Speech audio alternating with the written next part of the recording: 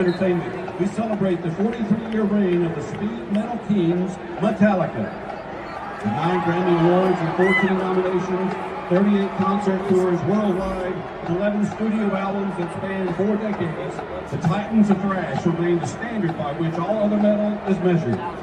We begin with a 1984 classic from their second album, For Whom the Bell Tolls, followed by the 1992 tour anthem, Wherever I May Roam. And then, let's turn down the house and light up the stage for the Auburn University Marching Band and their show, Metallica. Sunday evening has arrived once again, and that means we've got to record another episode of the Auburn Experience podcast. 2 main topics coming your way and a plethora of other Auburn news in our Auburn potpourri segment. And stick around for the Q&A at the end of it. Let's get into all those different things right now.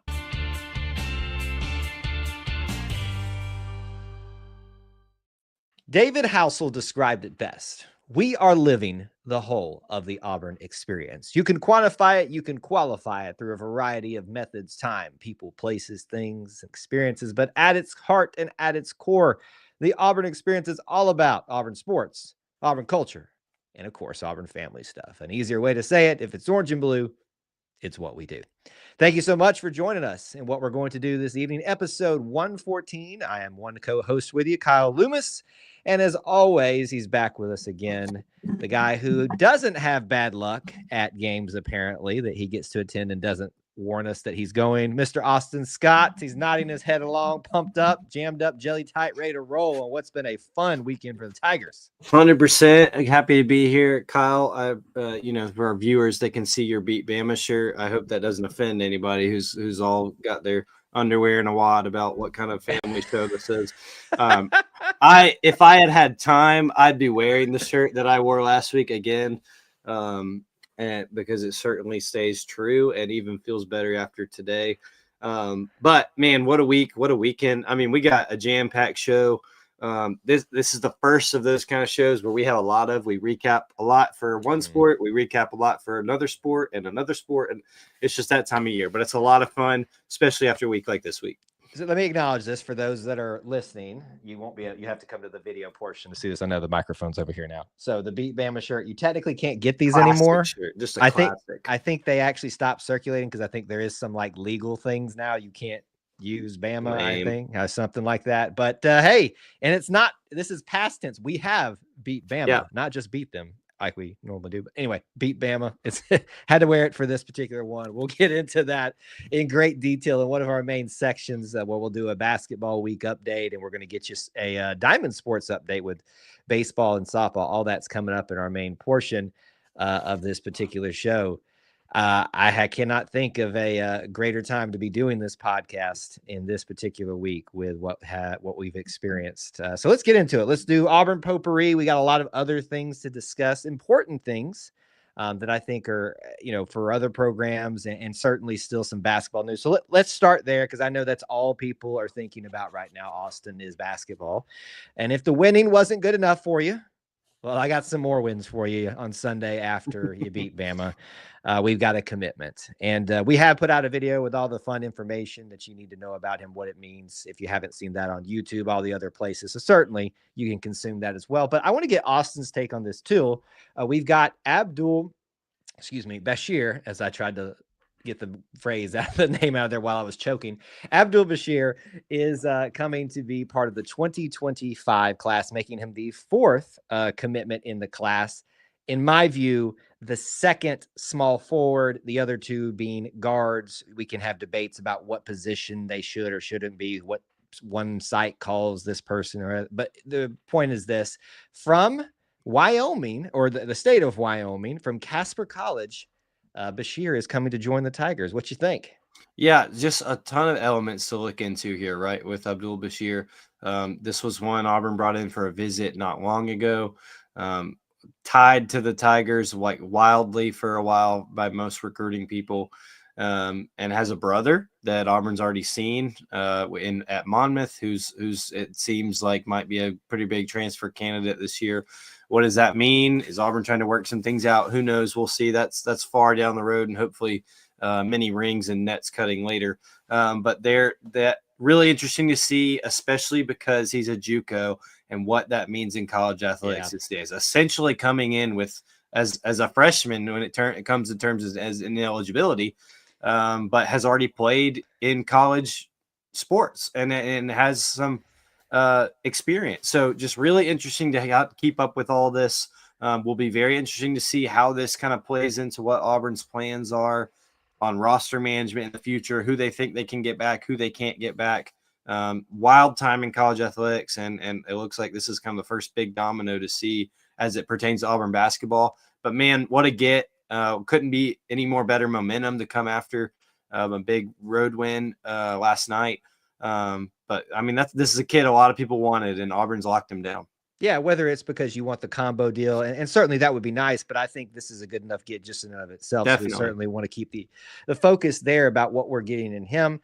Certainly feeling a need. Auburn's going to be losing a lot of people, regardless of who can or can't stay. I think that's important there. My other thought is, how are certain fan bases going to handle if we get another JUCO guy? You think they're going to obsess about how many years they're eligible, how old they are? Kind of like they've done this year? I mean, it's the most bizarre level of this is how we're gonna taunt you, is how old and experienced your guys are. Well, that's fine with me. We got guys who know how to win, and they proved it firsthand. Can we just say that we know we've won when that is what you have to go to? 100%. I mean, it's so sad. It's so pathetic. And I'm just like, you really seeing the things you're typing out usually, because these are keyboard warriors. I'm like, this is what you got? Like, they're not all keyboard warriors. Like, we'll talk about that later. Yeah, that's a fair statement there. But either way, whether he is here for multiple years or just a few years, we're excited to have Abdul here and see how he contributes and starts to fill out that 2025 class for us, because it's going to be a very important one after this year. But plenty of this talk about this year still to go. Let's move into a different sport realm. We'll actually do some football talk. I know it's not active right now, but there's still all these different things. Always active. Recruiting. I know there's always football topics. So let's talk about the staff. This was a little bit of an interesting week in terms of staffing things. So some of the things that we're going to talk about here, Auburn themselves has not officially confirmed, except through some of media sites that have done some Freedom of Information Act, have gotten information that way. So you can take it as fact because they've done their research and things like that. But just know that nothing has been officially stated by Auburn publicly. But one of the things that looks very apparent is that somebody wanted our defensive coordinator. Now, we can debate who that is. I think we can all. Any assumptions you want to jump to there, Austin? Well, look, the reigning national champs lost theirs, and that's a position that I'm sure they has plenty of interest. But the fact that they wanted our guy makes it even better. So and he's staying home. DJ Durkin gets an extension and a raise, I believe a 1-year extension and almost a doubling of his salary. Gosh, yeah, big time. Big time. So which makes him second, I think, in second in assistance right now, all reportedly. So either way, my take on this, very much deserved. What is your take on that? Very much deserved. It's always good if your guys are wanted, right? Especially by high-level programs like that coming fresh off a title. But I think, too, it's good in the sense that DJ Durkin wants to stay. You know, I think that obviously anytime things like this happen, there are certain demands that need to be met in order to say, hey, look, I have interest here, but I'd really like to be here. Can we get this done? And it worked out. So I think it's great. I hope that it means that, you know, that this is a place DJ Durkin can be on Hugh Freeze's staff for as long as he'd like. And it certainly seems like Auburn wants to keep that relationship as well. So really cool to see. Yeah, it's really cool to see. And I think obviously there were a lot of discussions about DJ when he first arrived. I think what's important sometimes, what you can't control, just to put your head down, go to work and let that speak for itself on things. And I think this is a great story in that. And I think his performance on the field in terms of his players, his defense, while not 100% perfect, has certainly been very warranted of Auburn trying to retain it. It's been one of the bright spots in what's been a slower start to the Freeze era than I think most people had prepared themselves for, based on some commentary and things out there. Happy to have DJ Durkin back for another year and secured for a while. Some other things that happened in this space this week, which I found very interesting. Maybe one specific thing. Marcus Davis was apparently potentially going to be poached by Oregon Ducks, it sounds like. Am I correct in this? Seems like it, which, another place that's pretty attractive these days in college athletics. They seem to want Auburn people a lot. Is that kind of a theme? It might not be as much as the sky is falling as people think on the plains. if other places want your people, but obviously Marcus Davis, I think, in baseball contracts, there's talk of like a hometown discount, and that if that's a real thing or not. Obviously, Marcus Davis is a graduate of Auburn University. I think he loves being here. So I'm not saying that happened whereas he turned down Oregon for nothing. I think that he's done a great job recruiting, a great job developing young receivers. So for Auburn to keep him is just a win, just as much in itself, in my opinion. Yeah, absolutely. Couldn't be happier to keep him. Certainly, he's made a name for himself with the Freeze 4 commit class, several others that he's brought in from the high school ranks, transfer portal, and certainly we've seen that production on the field as well. Yep. And that's a credit as well to the offense, the offensive coordinators, Hugh, the other groups as well. But certainly we do need to give the kudos where it's deserved. Marcus has brought those guys in, coached them up, and continues to recruit very well. There's a reason that he was rising up the ranks in some of those opinions about certain rising stars and assistant coaches and why he was brought in and why people are seeking him now. So that's a good thing. There's another one that's potentially out there in the staff world, but there doesn't seem to be a lot of clarity. So we'll probably table that for another time. But just know that there's always something going on in football. And it does seem that at least for a while, or at least for now, we are winning in that category with retaining our people, the very important people that we have here on staff right now. Keeping it in the football realm, let's talk about the combine. Now, while I'm not going to 100% assume the whole way that we are done seeing NFL combine additions from Auburn, I think we've seen the most likely candidates now this week officially be added to that list. Very quickly, we saw Jarquez Hunter. We saw Jalen McLeod. I think offensively and defensively, those are your two guys that you knew right away. Just athletically, NFL scouts want to see right away. They've seen them on the field, but they want to see them under their drills, all their scouts, all looking at them. So that was obvious. But this last week, we got two other additions, and one was kind of like a duh. How did this not happen already? Keandre Lambert-Smith. Yep. And then Eugene Asante, which I think, frankly, also is kind of a duh. Also from the leadership standpoint that even as a young guy in the NFL that he can provide. So I guess just some overall thoughts about NFL Combine representatives. If you see anybody else being added, just what you got there. Yeah, you hit it on the head. Keandre Lambert-Smith, when it was announced to me, obviously he wasn't originally announced, but I was kind of like, man, I cannot believe he wasn't on that initial list. Just because of the production he's shown at two different places, and especially coming into a year where a lot of people were not high on the Auburn offense output, and still to put up a top 5 Auburn receiving career or year record, and from a quarterback who a lot of people criticize. So I think that it's important to see that he's done it and has done well. No matter where he's been and what situation he's been in. So I think that's very well deserved for him. And same with Eugene Asante, like you said, a guy who's been through a lot in his career, who transferred, who didn't really get the most out of a previous staff, and then has a staff that just kind of allows him to be a leader and a central part of the defense, and it pays off for him. So very rewarding honor for him. And look, if Eugene Asante doesn't make the most of this opportunity, I'll be shocked. So good to see both of them. Yeah, and I see in our chat, even our live chat during the recording of the show, people are already rooting for certain players from Auburn to go to certain teams. Listen, this is a great opportunity to start watching not only how they perform, but what NFL teams are starting to show interest in them. And maybe you can start making predictions, which we might do in an upcoming show about who we might see go where.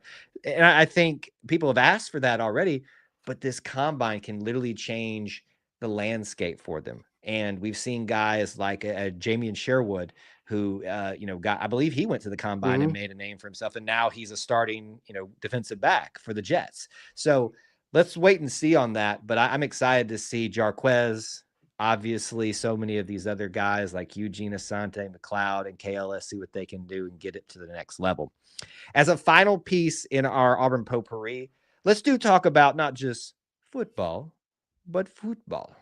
And soccer does have a spring season. It's not an official. I mean, I guess there are wins and losses, but thankfully, can we just get rid of the ties? That's all I'm asking. I knew it was coming. I just knew it was coming. It was so good when we had no ties for those few seasons, and I'm sorry. No ties, please. This is America after all. So we do have the spring schedule for soccer. Obviously, I know this isn't something that everybody's like rushing out to see, but you should. Brand new coach. We are, right. We love Coach Karen Hoppe and everything that she brought to the table. But we're excited for Coach Armstrong, having been an Auburn guy formerly, and will always be an Auburn guy in some sense, even more so now. But here's your upcoming schedule for this spring: February 22nd. At Columbus State, March 1st versus Clemson. Feels like we play Clemson. Shocker. I know. And everything. March 22nd, Mercer. March 29th, 2, but in Huntsville. So Huntsville, folks, this is your time. Y'all show up for these things. Don't miss out on soccer. UAB and Ole Miss, an SEC tilt. And then with him being at Mississippi State previously, he's going to have some familiarity there with the Ole Miss Mississippi State rivalry. And then back home, or this will actually be in Mobile. So Mobile, folks, you get a chance too. There you go. April 12th, South Alabama. So whether it's in Auburn, it's in Huntsville, it's in Mobile, it's in Columbus, Georgia, you got opportunities, Auburn family, to show up for the soccer team. Maybe we'll see Austin out there. Maybe, being good luck for somebody at the Auburn ones that they have.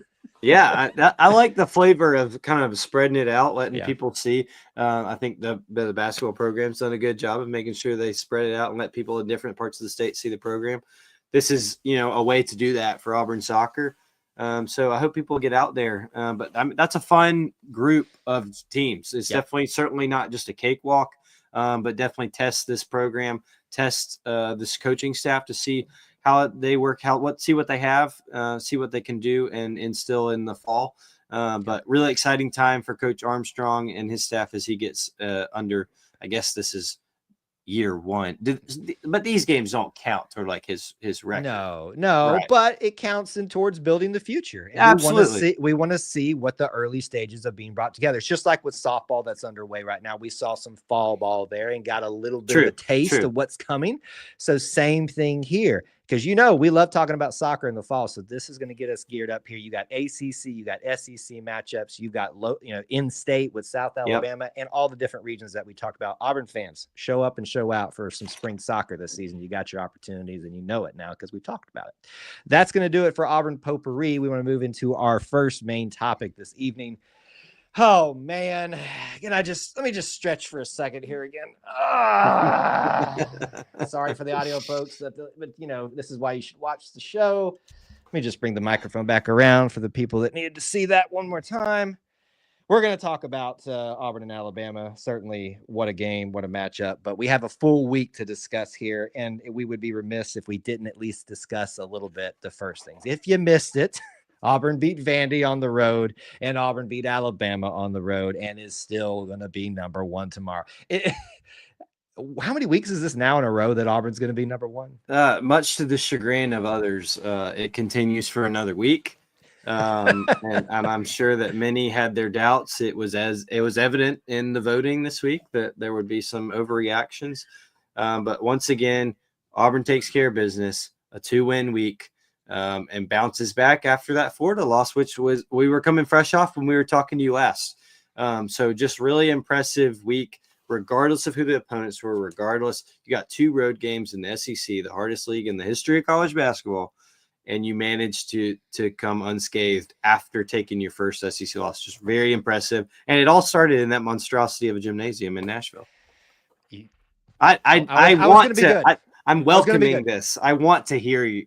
I was going to be good. And then you had to bring this up. Okay. Listen, they have had to endure me talking about it on the post-game show leading up to it, all this stuff. Can we just I think I said it on maybe last week's show, like the 7 wonders of the world. This is like all of the 7 not wonders of the world. Memorial Gymnasium. It is horrendous. Hey, I got a great idea. Let's put the benches on the baseline. Let's do that. That's an amazing thing. Let's also have the weirdest configuration for the stands in all of goodness. And then here's the other thing too, because looking at some of the media views of some beat writers that were being, they put them like up in the rafters. Let's do that as well. I did not know that until some of the reporters that our local reporters were posting pictures. I thought that Bruce had a great explanation of it in his presser on Monday, previewing the game, that it'd be like Coach Freeze coaching from behind the goalpost. It's totally out of what you're used to. I'm sure no Vanderbilt person or coach would ever admit it, but I can't imagine, especially Mark Byington, who's in his first year coaching Vanderbilt, has done well. It's got to be just the most bizarre thing to get used to. And I can't imagine anyone likes it at all. But yet they're still allowed to do it. It's still gross.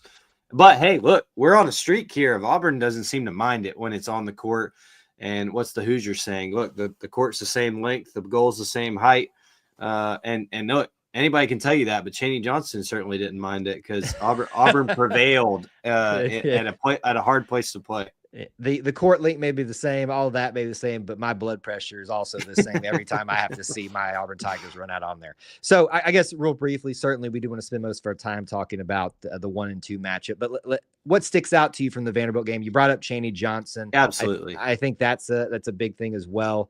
So Denver Jones also had what was going to be an incredible week for him. What else sticks out to you just from the Vanderbilt win? Janai Broome, definitely not 100%. We've said that, but still made shots and was there for the team when it counted. But I don't see how you cannot talk about how the people on this team just continue to step up when they're needed. The fact that Chaney Johnson, when that game got tied and Auburn lost the lead, goes on a 9-0 run all by himself and just dominates. It truly shows the depth we have. I feel like we're just beating the horse, but the depth of this team over and over and over shows out, especially in crucial moments. Did you say that Vanderbilt took a lead from us? Yeah, did they not? No, I think they did. And who didn't take a lead from us? Okay, sorry. We'll get there. You got me. We'll get there. We'll get there. Sorry. Anyway, yeah. It's like, am I wrong? No. I'm just pointing certain things out. Let me stretch again. Oh, okay, sorry. That's the audio people are just going to be like, what is he doing every time he makes that noise? Worried about your health. I know. Well, I did talk about my blood pressure, talking about the monstrosity of that arena. I love that you brought that up. There is no other way that I can make the best case that this team is more than just Janai Broome, more than just Chad Baker-Mazar, more than just a bunch of seniors that everybody somehow thinks that that's an excuse to complain about, that somehow delegitimizes us. People show up, show out when the others are having an off game or not as steady game. And yeah, Janai had a rough first half, but he got his points at the end of the thing. Exactly. So it's just kind of like, even when he has a rough start, he's going to end up there as well. So it was just a great thing to go on the road. Vanderbilt's knocked off some giants, so you got to give them respect for that. What have we said all year? SEC's tough. Doesn't matter who it is. Well, even South Carolina, who doesn't have a single win, they were tough. Absolutely. And just a monster opportunity trap game with knowing what was coming this weekend, and that it would be 1 versus 2, all the talk about, just easily possibly to overlook, and credit to the staff for making sure that didn't happen. Well, let's talk about it. Let's talk about it. Let's talk about it. I had to. I'm waiting for my haters to come crawling out their holes again. If you didn't know, he made the trip to Tuscaloosa. Who did you have to what did you have to do to get those tickets? I mean, I do need to give a shout out. So it is my stepdad, Chuck. He was very gracious. He and my mom a long time ago planned a trip that they would not be in town for that game. My stepdad, they just got married this last Labor Day, but lived in Tuscaloosa, has season tickets to the Alabama basketball games, is a great fan, a great person, big fan, but was very gracious to let us use his tickets, me and my friends. So we were surrounded. We were in the heart of the season ticket holders. But I'm very thankful to him for allowing me to experience that and be a good sport about it all. But we made the trip. This is a trip I've done with some friends every year here for about 4 years. And we used to go because it was just impossible to get a ticket in Neville Arena. And it was like, this has been a weeknight game the last few years. Finally put it on a Saturday, but we were running into trouble with prices, and my goodness, no wonder. Had no idea it would get to be what it was. And so we ended up, all things worked out to make the trip. But it was what an environment, what a game. I mean, just I'm very thankful to have been there, and obviously very happy after a long day of travel there and back to be back in the plains, but it made it all worth it. Well, and here's the thing too. I do want us to have our fun, as we've had already several times throughout the show. But let's acknowledge this. This doesn't happen to this magnitude without Alabama being a great basketball team. 100%.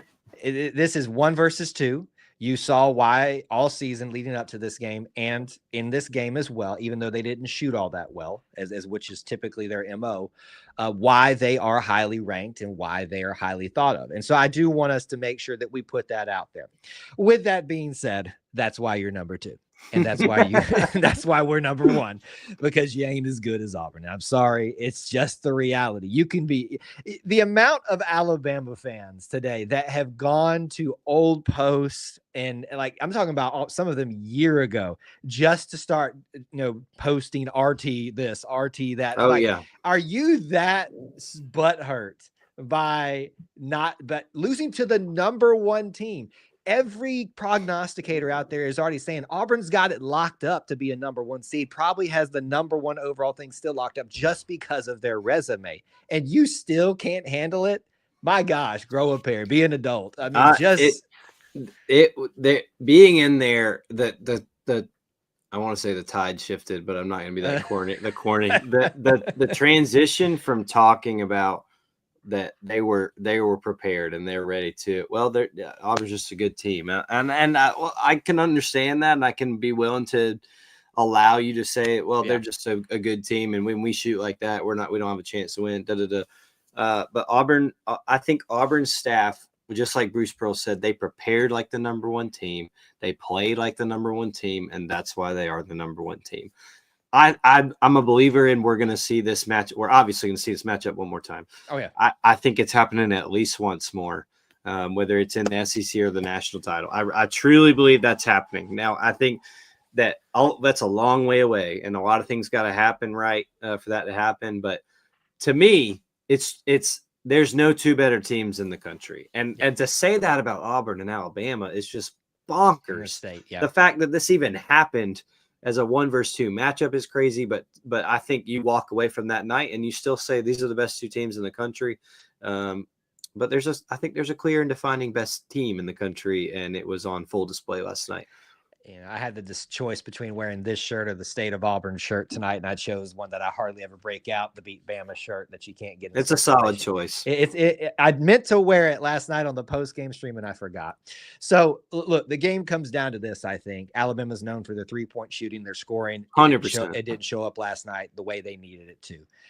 My other key to the game was Auburn taking care of those big 3, as I always talk about on post-game. Their free throws, their turnovers, and their rebounds. They lose rebounds at the end of the game, but they were in the lead for a while. They lose out on free throws. They do maximize, or I guess minimize the turnovers. Only 4, and I think Alabama also only had 7, which is also impressive too. Very. So you want to talk about like making the case for these are 2 high caliber teams. Just look at that alone. Yeah, Alabama's at home, but this is against Auburn, a great defensive team. They're going to get some turnovers, and they only allow. Or Auburn gets 7 and Auburn only gives up 4. So that's a great testament to both of those teams too there. It was a juggernaut of a matchup.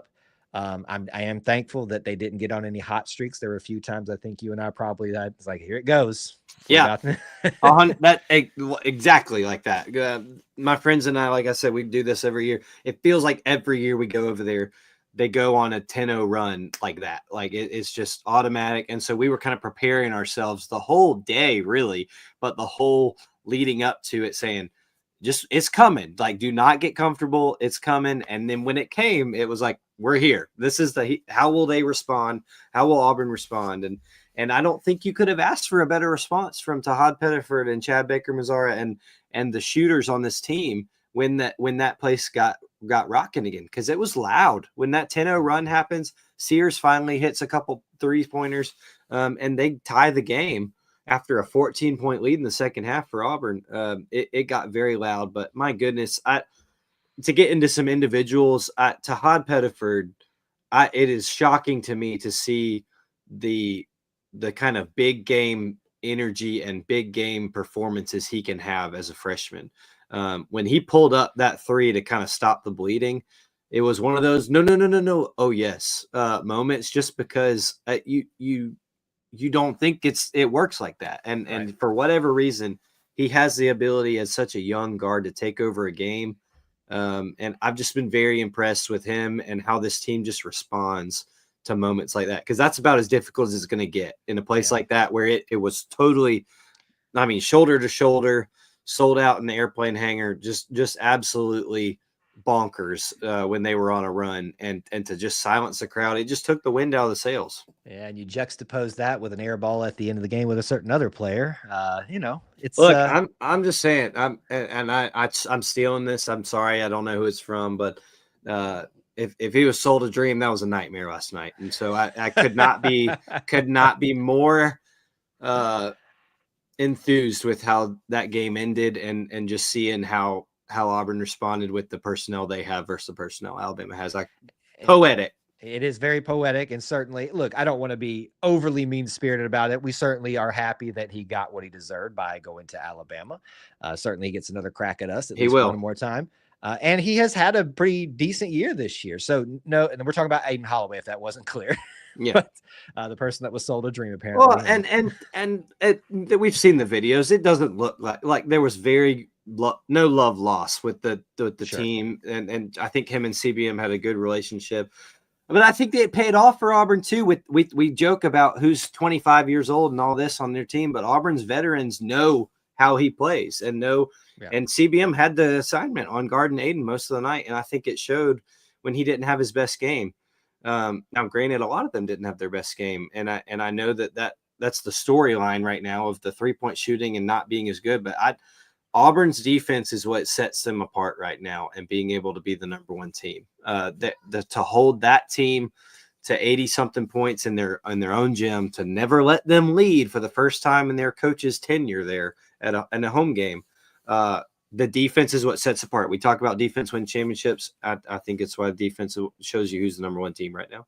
And the reason we're talking about this is because of one Bruce Pearl. So let's give him his accolades for yet 100%. Another piece of history. Becomes the first head coach to lead a team to a victory in 2 different teams against a 1-2 matchup and win that one. Just to be both on the road. Both on the road. I get it, folks. Some of you don't like Bruce Pearl. I'm not talking about the Auburn people. I'm talking about some petty people. I'm not even talking about Tennessee folks, because I see Tennessee folks by and large still, very much appreciate him as a person and as a coach. Yeah, they want him. They do want him. And certain other people too, apparently. But listen, if you are trying to make the case that Bruce Pearl is not a legendary coach, you are just being petty. You're just not being honest. And you've just shown your cards that you're just not a productive member to any basketball conversation going forward. National Coach of the Year. National Coach of the Year candidate. I want to cover this briefly because we didn't talk about last segment. I know we're running low we're over our time on this segment. There has been this discussion amongst the Auburn faithful for several weeks now. And it's been all season. And it's been this talk about, we're partially about Tahad Pettiford, frankly, in some people's view, needing to start over Denver Jones. And I pushed back about this from the very beginning because I think that shows a lack of awareness of what you're actually talking about. That shows that you're only focused on scoring, those type of stats that are easy to cherry pick and that make you sound like you know what you're talking about around a water cooler. But let's also be fair. You just spent a good segment talking about Tahad Pettiford, how special he is and the guts it takes to make shots that he does in those environments. This is taking nothing away from Tahad Pettiford and not saying that he is not deserving of starting. But the disrespect by Auburn fans, frankly, that I've seen them in our chats, I've seen them online, to Denver Jones is disrespectful. So much so, and Bruce was not talking about fans. He just wants everyone to give him the respect, namely like media that can help get his message out. We put the clip out there about what he does night in and night out that doesn't get paid attention to. And then, he just goes this week and has 2 amazing scoring games and is a huge reason why we win the game offensively. Denver Jones, put some respect on that man's name. He is such a great all-around basketball player. Does he do it offensively every single night? No, but he does it a lot of nights that some of y'all aren't paying attention to. So I just want to give him his due. Anything you certainly want to add on top of that? Yeah, well, Bruce definitely brought it up last night to say I don't understand why he's not getting respect of being the best defensive guard in college basketball. And I think that is like you pointed out, that is a place a lot of people, because it doesn't have a certain stat, right? That's one that we easily look at on defense. But to see what his defense does, especially on an incredible guard in Mark Sears last night. But he's doing it night in and night out in the hardest league in America, and I think that it's just not being seen in stat books. But that doesn't give any right to say that he's not pulling his weight. But I think, like you said, to follow that up with, now the offense is starting to come too, and he's just being himself. Like Denver Jones was highly sought after, and every Auburn fan wanted him from FIU 2 years ago because of his offense. Well, it takes a special kind of player to be coached by someone who is saying, I know your offense is good. This is the role I need you in. And when that offense comes, I expect you to be able to take it. And Denver Jones has been nothing but an incredible coached well kid. And his defense shows it every night. It's very cool to me to see that the offense is starting to rise up there and even that, which is unbelievable to even think about. So the team is veterans. I don't care if they're old. They know how to win. And Denver Jones at the forefront. I don't know why anyone would want to mess with this lineup or the starting lineup or whatever. Why mess with something that's working? Have we thought about the fact that maybe Tahad likes coming off the bench? It's working for him. I was about to say. We go back to this all the time. This is the last thing I'll say. We go back to this all the time about all the coaches, I feel like, on every sport at some point throughout the year in this podcast. Let's just trust that the coaches know what they're doing. Is that okay? Like, I know we've all been burnt by some potato heads who don't know what they were doing, but let's just trust that maybe the national coach of the year and his staff, who has the #1 team, might know what they're doing. He might be able to put together a winning squad out there. It's not people from Idaho. It's not people who blame an apparel for the reason they can't be successful in the program. Looking at you, Tony Barbie. What do you think now, big dog? So anyway, we could talk about 1,000. We could talk about Chris Moore. There are so many other elements to talk about these things, but we got to move on. We could have done a whole show on last night. Yeah, we could have. Hey, I do one after every single basketball game, so maybe everybody here should join us for that. Anyway, that's not going to do it for our basketball segment. Let's move into one that's probably going to come more frequently here. Certainly, we've got to balance other things that are still happening. That we're in that weird overlap in the what do they call it? The SID nightmare, where they've got to cover all these different sports. It's the spring sports just mash up together with the end of winter sports, which we love because it gives us a ton to talk about. So eventually, we will probably have a regular Diamond Sports segment.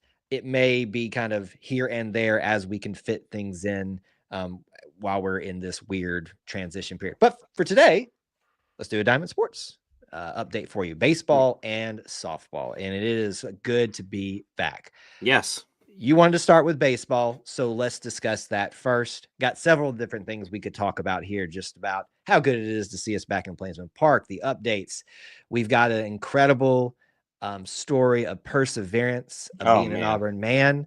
I mean, if you want to start there, we can talk about just the results of the series, which ends up being a win over Holy Cross. What do you want to do first? Because I could pick any one of these things. Well, neither of us, I don't think either of us, you weren't here this weekend, right? I was not at Auburn. I wish I had been. So I don't think either of us got to be in Plainsman yet with the new additions. I think that's something we'll talk about when one of us can get there. Yes. And seeing that firsthand. But always, I know there was a attendance record on Friday night. Always cool to see with Plainsman Park. People love Auburn baseball, and how could you not? But I think a lot of people wanted to see the team, the new facility. So just opening weekend in general, just very cool to be back. Lots and lots of new faces and excitement around the program. But just it sounded like it was a great turnout all week. I'm looking forward to being able to get to see a game soon, I hope. But certainly, I think there's this team's not perfect. I think that we all knew that coming in, but there's things that give hope for optimism. Absolutely. You talked about the record attendance for just a single game, but a record series attendance as well There was you go. announced at the end of this one as well. And you would go duh with an expansion. Correct. And all that. That makes sense, but you got to show up and show out. And the Auburn family does that. Certainly, I think we want to dive into the War Eagle Wall a little bit more when we've had a chance to experience it ourselves. But from I can't wait. Perspectives that were shared there, that is amazing. Can I make a prediction just real quick? Go for it. Go for it. I have a feeling that we will see a War Eagle flight again in Plainsman Park, and I believe it will be from that wall. That's a good one. It might be a little bit of a shorter flight than they want. It's already a short flight, but I'm just going to go out on a limb here and say it's a little bit higher perch. Maybe, I don't know. I'd have to compare the video board or that area back there where they did it from. Different angle, different take. Not as good for the first base side if they come in from, more of a left field, but I'm just going to throw that prediction out there. So the War Eagle Wall looks great. Can't wait to go up there myself. You've got still the Tiger Terrace. You've got the new club seating, which just Austin, can you please work something so I can go sit in these things? Like you think I got any kind of pull. Oh, don't even. The amount of basketball games that you have attended this week. You got some kind of pure luck. Okay. Well, you really lucky. We need to take you to Biloxi or something like that. I'm not even a gambling man because you are coming up all aces right now, my friend. Don't tell the Discord chat that. I mean, my goodness. I love everything I saw from the facility standpoint. And can I just bring up one thing?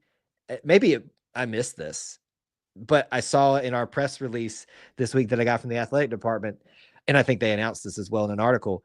Did you know that they're doing refillable sodas for single games? I'm very glad you brought that up. This is I know. Look, talk about baseball, but I know this is awesome. No, yes. So I saw it.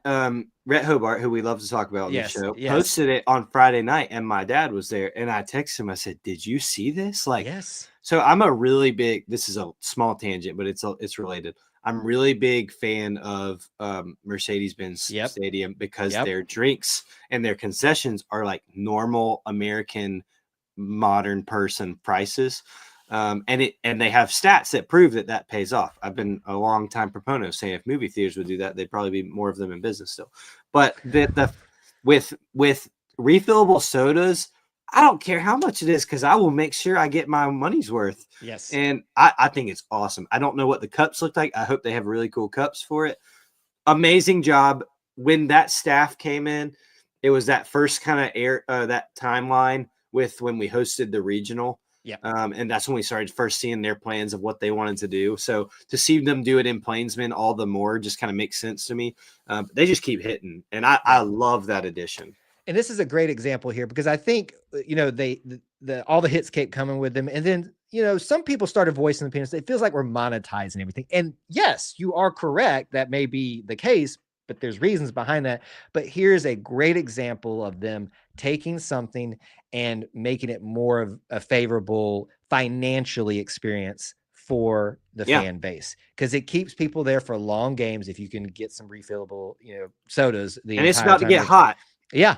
So remember that, folks. So someone who loves to watch from the outfield viewing spot, from the parking deck, I am now highly tempted to come in there more often to know that I can sip on an ice cold Coca-Cola, not sponsored, or whatever, the entire game that I'm out there watching it, and I'm excited to do that. All right, so we could talk a lot about that, but all of the premium seating, the facility and stuff just coming up just strong again. And that's credit to Rhett Hobart and his team. That's credit to the construction staff, to, Butch Thompson. We got to see the clip of Coach Baird coming up there and seeing it and seeing his vision, his dream realized, which got me all in my feels this week. That gummit on War Eagle Productions.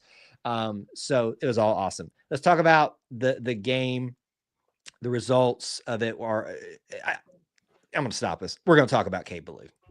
Listen. For those of you that don't know the context, let me give you the context. And having been someone who has lost a parent, this means a lot to me. And I cannot imagine. Well, I can't imagine because I've experienced it. What was going through his mind? For those of you that don't know, the day of opening day, that morning, his mother passed away from cancer. No one would have blamed him if he got out of Dodge, go be with family. No one would have batted an eye. We would all wished him well. That kid showed up. That kid showed out. The first home run of the season, Cade Ballou, for his mother. You want to tell me, when people try to act like, why are you so obsessed with sports? Yeah, the wins and the losses are fun, but sports is a beautiful thing for moments like this, where people persevere beyond their circumstances and show you what they're truly made of. And I was telling my wife, Jessica, this. I said, if I had been an announcer, I had the perfect line for this, and it's probably not going to hit the way I think it would, but I said, if I had been whoever was announcing that night, I would have said, as he was rounding those bases, they say sometimes God likes to give us a little wink to remind us that he's still in control. Well, I think he gave us more than a wink right there.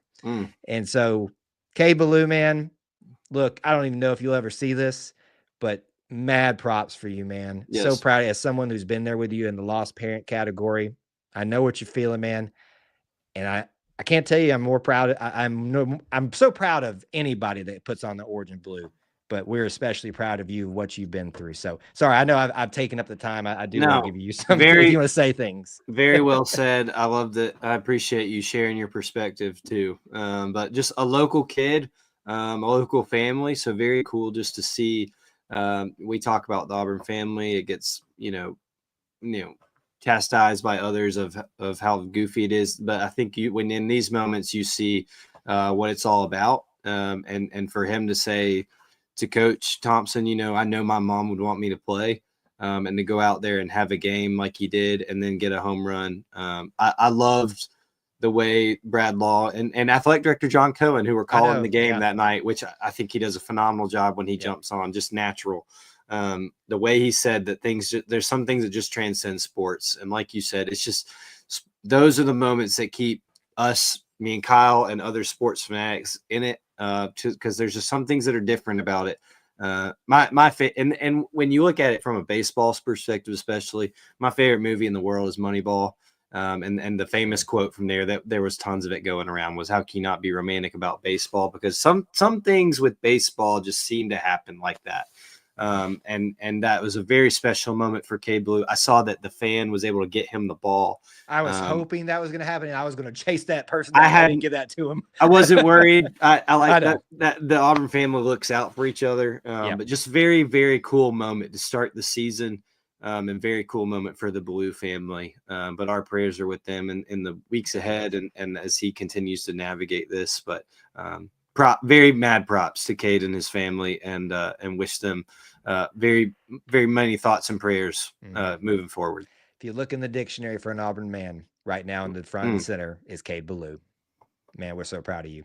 All right, real quick here, how the series happened for this opening weekend. Auburn takes 2 out of the 3. The second game is the loss. They really couldn't get the offense going in that one. Yeah. They got it going in the third one. Yes. Look, I had hoped we'd be able to sweep. I think it's obvious that we're still kind of getting things put together. Baseball is a long season, so if anybody is starting to panic just because you took one loss and that you still won the series, you had an amazing emotional week and all that stuff. New pitching rotation, which was exciting to see. Just a lot of familiarity, yes, but a lot of new as well. Some familiar things like Cooper McMurray, just going yard. So anything else you want to add just as a quick overall of this opening weekend for Auburn? Well, it was a slower start for Ike Irish from the offensive standpoint. I think he's finding a home behind home plate, catching pretty well, just hosing people down left. I mean, just taking people's dreams, taking them out. He doesn't sell people on dreams; he takes them from them. So I'm not worried about Ike Irish's offense in the least bit. It'll come. It's still cold and baseball that always tends to throw guys off. But I'm not worried about this team right now. I think that they have plenty of time to improve. I like the next few weeks they've got. They've got 2 home games versus in-state teams with Troy and North Alabama the midweek. Those are always interesting to see what they do from a pitching standpoint. And then another kind of similar opponent in Wright State next weekend for them to continue working on things. But certainly an optimistic start for Auburn baseball. But man, what an optimistic start from Auburn softball, Kyle. Yes, it's a great segue into the other part of our Diamond Sports here. Can I just say it right now? And I hope I've got the correct numbers. In fact, here we before go. before I know what you're doing. No, you're gonna let me have doing. this. You're gonna let me have it. It's already been said 1,000 times. I want to make sure I have the numbers what's correctly. happening here. 11 and Malvo. It's just burst at every eardrum right now. Austin. Didn't see it coming. I'll be honest. Let me just say here, I had expectations we would do well this year, and it's a long season. A long way to go. I did not think we were going to start 11-0. My goodness, it's awesome. And look, Austin, he's so excited about it. We lost him again on the show. That is 2 weeks in a row that we have lost Austin Scott, and it's been during a baseball softball segment. So we'll run the same thing again. I'll give you the rundown. Oh, he's back. He is back. Let's bring him in. That's totally on me. I was exiting tabs to try to get to my softball schedule, and I clicked ours. I did not lose power. That's on me. He was so embarrassed by me doing that he had to go. No, I was very embarrassed when I realized what I'd done. That's on me. That's very on me. Hey, listen, this is part of doing a show live. This is what happens, and it just gives us great clips for later on down the road. So we're 11-0. We go to the Clearwater Invitational down in Clearwater, Florida. Big group down there. Big group. And this, if obviously, I don't think we played everybody right. That was right. There was a lot more than we actually were lined up for. We won every single one. Clemson, Virginia, of course, they still found a way to double dribble. UCF, the Charlotte 49ers, who gave us quite a bit of trouble, 14-11. Watched that one pretty much the whole game. And then you had a Liberty game today to round things out. But the big one that I think everybody got really excited about, and a close 2-1 victory, Auburn upsets number 9 Oklahoma State in Clearwater. I think that one, as we kind of built this undefeated stretch to start off the season, we were leading towards that Oklahoma State, and everybody's like, all right, this is it. This is where we figure out if we're just hot right now, or if we got something brewing here. And they pulled it off. What a start for them. What a start, and a lot of from behind wins that show kind of where this team, a new team, lots of new faces trying to work together, but a resilient team who's kind of putting it all together where they're coming from behind in a lot of places. The offense is finding itself, the pitching that they've brought in that we talked about with you with different transfers and recruits, making it a priority. The pitching has done well, but it's a complete team right now that is given a lot of excitement. So when this team gets back home, which I think they are back home, they're going up to Madison. So Huntsville people, you get your chance again. Yep. But they're back at for Jane B Memorial on Friday, February 28th. So 2 weekends from now, make sure you get the chance to go see the softball team because it looks very exciting. That Oklahoma State game was not shocking to me just because it's early and rankings in baseball and softball. It's like whatever, but that's a top 10 team. And oh, by the way, that Oklahoma State team took down Alabama today. So to show what this team has the potential of to compete with the gauntlet that is the SEC is exciting to think about. Yeah, we got to know some, new faces like S.J. Guerin. I forget how you pronounce it. Guerin. Obviously, Isis Tresvik is she got ice in her veins. It's really what she's got. And look, there's so many others that we could talk about. KK McCrary, and we're going to get to know them a little bit more as time goes on. But what a start! 11 and Malvo. I'm going to ride that train as long as I can. I know it won't last. So well, Auburn softball Twitter. I think they've already ridden it as much as you have. I was like literally typing it out as they did it. I was like, dang it, they beat me to it. Anyway. Such a great start, and such a great start to Diamond Sports this year. I'm so happy we got to spend some time tonight doing them both together, and there will be plenty of opportunities for us to do that more so as we move further into spring. That's going to do it for episode 114 of the Auburn Experience podcast. We appreciate you joining us. As a quick little note for everybody, I will be on vacation the next week, so we will not have episode 115 next week. But there will be plenty of content out there for you guys in other fashions. So don't go away from YouTube, all that different stuff. Just know that Kyle needs a break, And I'm sure that many things will happen that I'll regret not having the show about. If you want to keep up with me, do so on Twitter at Kyle Loomis 24, where can they keep up with you? Yeah, at Austin G. Scott. There's a pretty good picture out there of one of the twins in his Aubie shirt, and I used it against Alabama as much as I could last night. So go check it out. Austin G. Scott on X, Instagram, whatever. All the different things out there. Thank you guys so much for tuning in with us and spending this time talking about the Auburn experience. Until we talk to you again, War Eagle. War Eagle.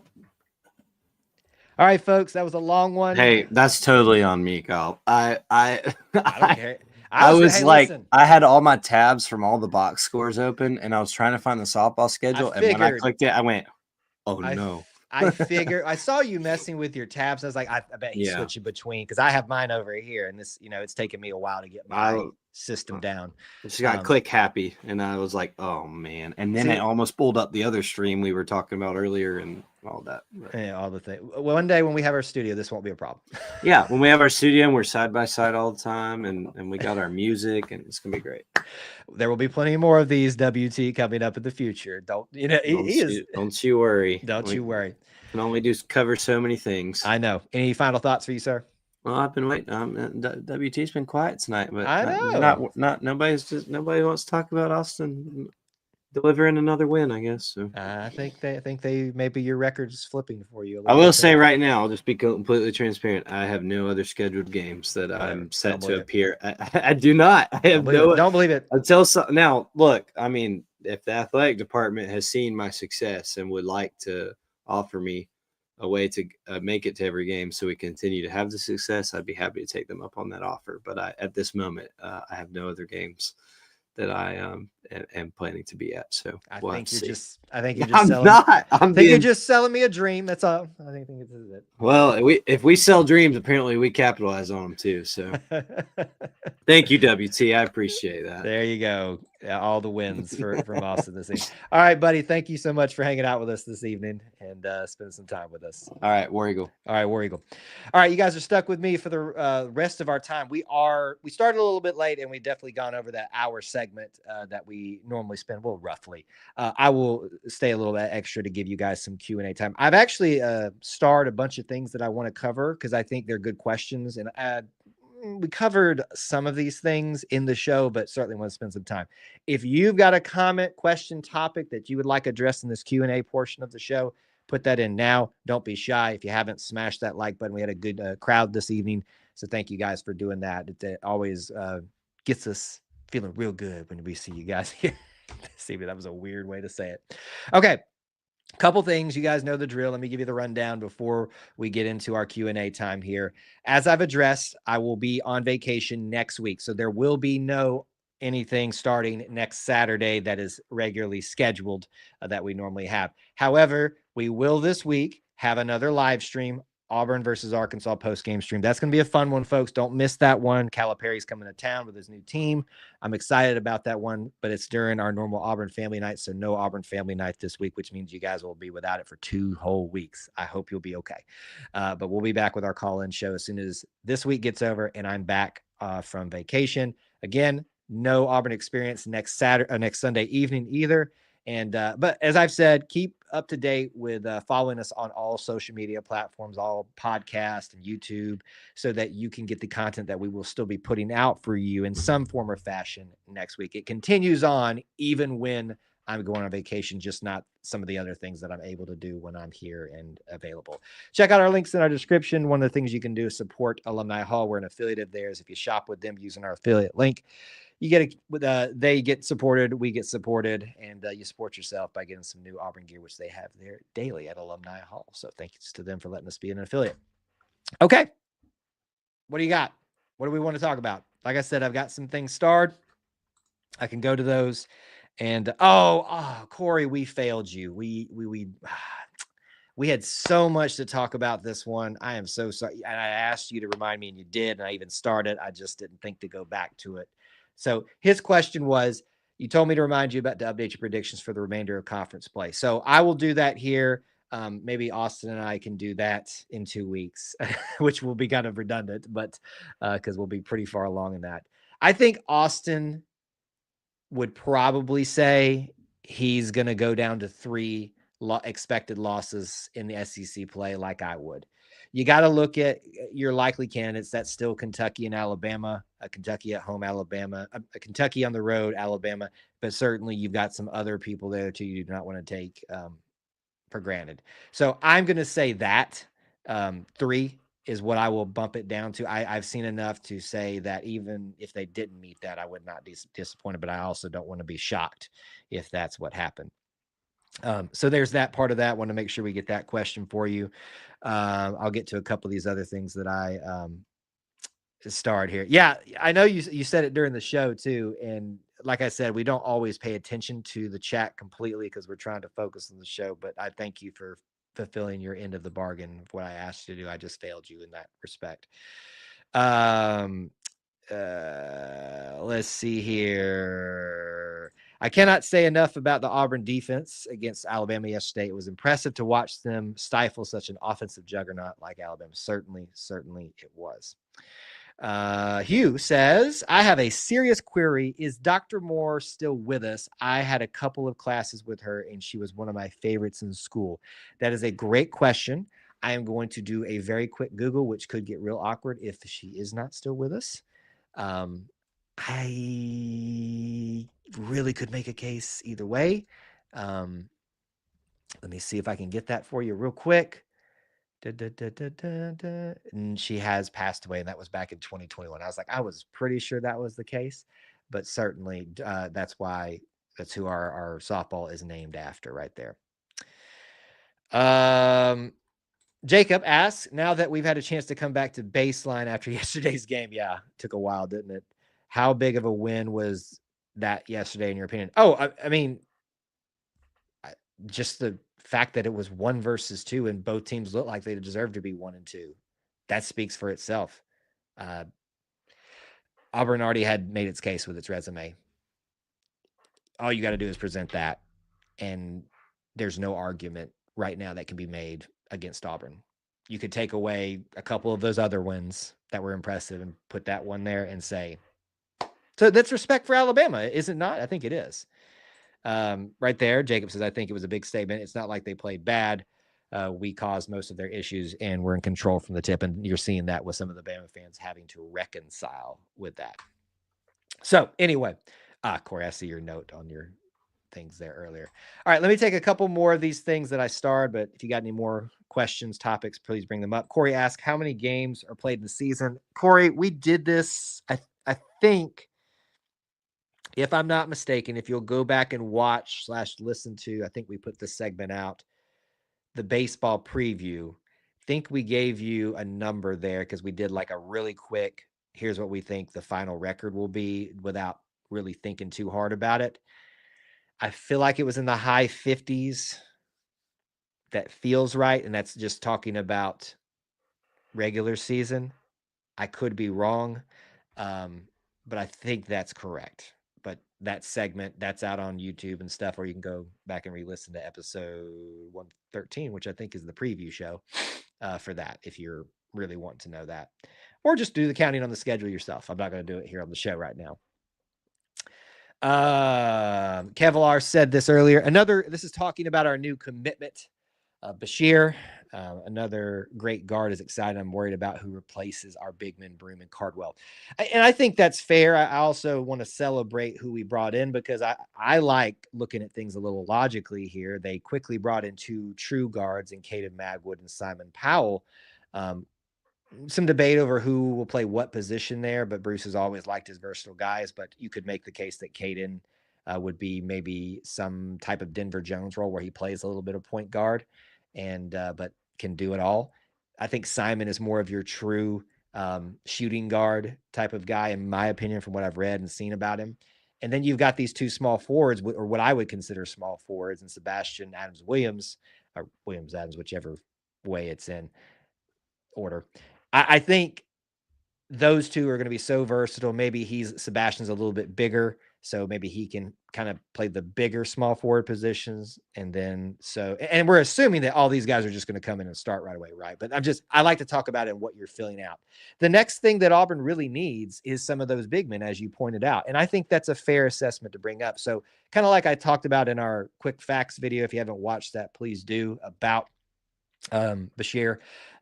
We kind of addressed that I would expect to see next some bigger commits, power forwards, a center, because those are the ones that we are definitely leaving. Dylan's gone. Janai's gone. Jaheim Hudson, as far as I know, is gone. So those are going to be some interesting to see how he fills out a team that needs replenishing next year. So it's a good thing to bring up, but certainly want to celebrate Bashir while we've got him. This was from Hugh, and this will be the last starred comment, but if you got a final point of emphasis, please bring it up, and we'll kind of round out our show with it. Hugh says, what is better than a head coach? 2 head coaches. Talking about softball. Listen, I think it is certainly not common. Doesn't mean it's not the right move. The record speaks for itself. You will not see me questioning, and where would you have seen this before this point? But certainly right now, you are 11 in Malvo as of this moment on this show that we're doing right now. Speaks for itself. Co-head coaches seem to be working out pretty well, and I really liking what we've got working right now. Let's see here. Some couple other notes here. Corey wants 7-footers for the team. Probably will find someone close to that, I bet.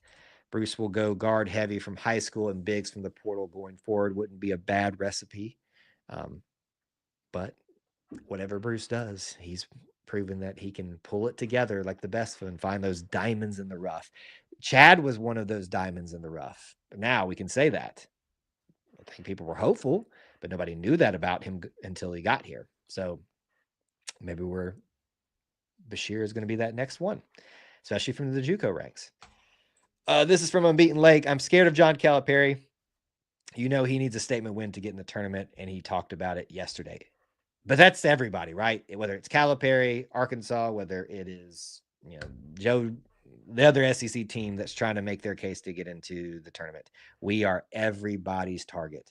Everybody wants a piece of Auburn, and that is a great feeling. So I know you're not ultimately scared. I know you're just concerned, certainly, and that's a great perspective to have on that. But live in this, man. Thrive on this. I'm telling y'all, do not be scared. Do not be worried. We will lose some more games by the end of the season. I'm 99% sure, because that's how good the SEC is. But this team is incredible. This team is awesome. And I am having the time of my life covering them, talking about them, and just enjoying the heck out of this year. It is absolutely amazing.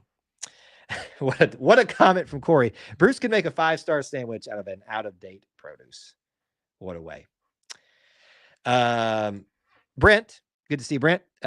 Just hope Auburn finds a way to rest Broom and CBM enough down the stretch to help them get as fresh as possible. I think that's